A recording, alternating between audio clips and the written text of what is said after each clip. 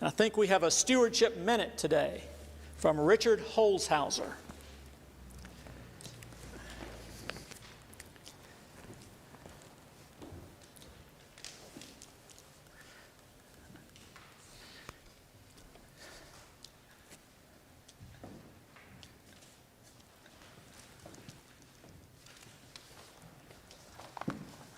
As I was thinking about what to say today,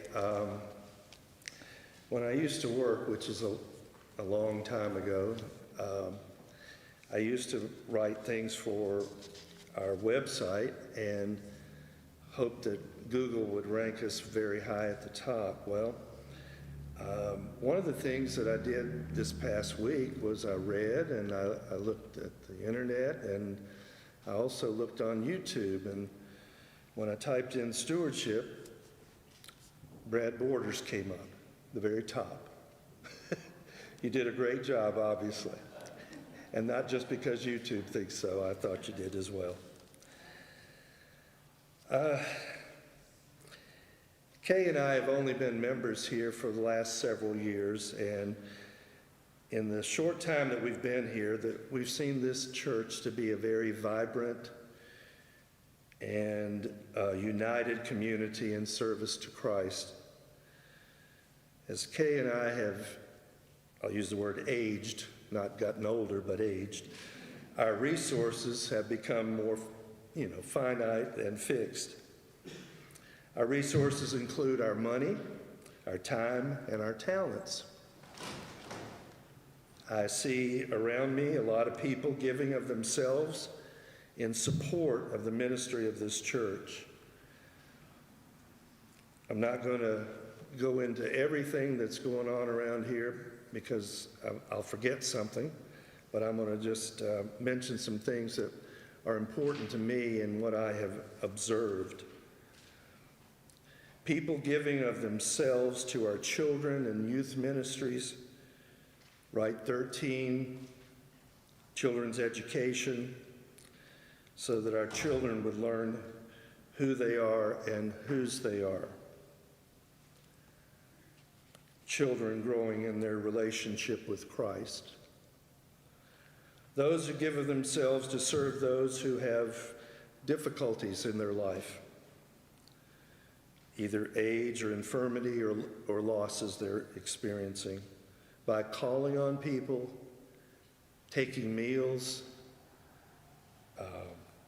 visiting people, taking the Eucharist to our homebound people or people that are having difficulty getting to church, or for whatever reason. For those of you, and I hope we all do, who pray. For Father Brad's helpful sermons and his quiet leadership. For those who help others learn about Jesus through being a teacher. And as we heard this morning, for those of us who learn.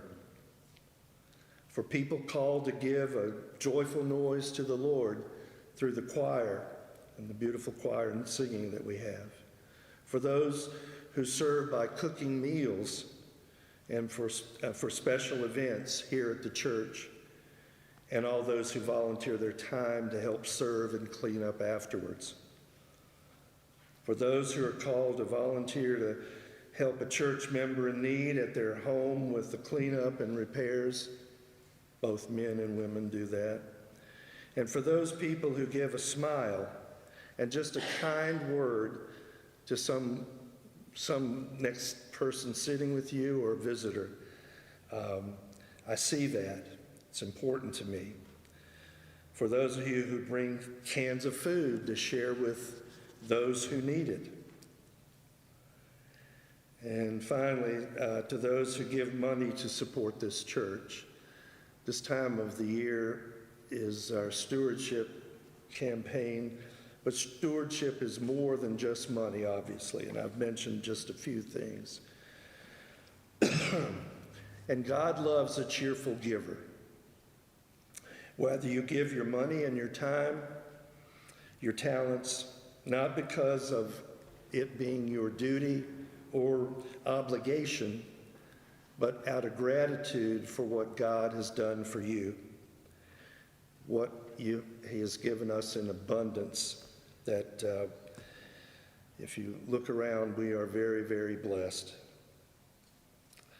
Mark chapter 12, verse 41 to 44 talks about what Jesus said about the poor widow who gave 2 copper coins into the church plate every Sunday. And Jesus said she gave out of her poverty.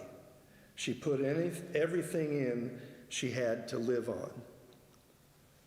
And that is something to think about.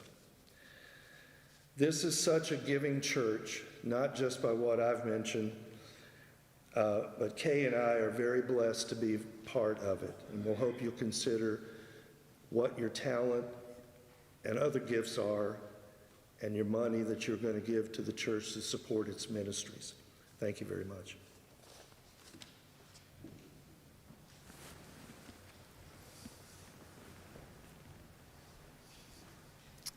Thank you, Richard, very much for that. And, at your earliest convenience, we ask you to return those pledge cards so we can get to work on our ministry budget for 2026.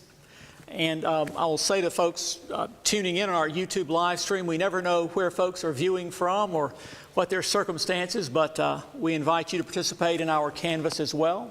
There are ways to give online to Trinity Church, and we would welcome those gifts as well.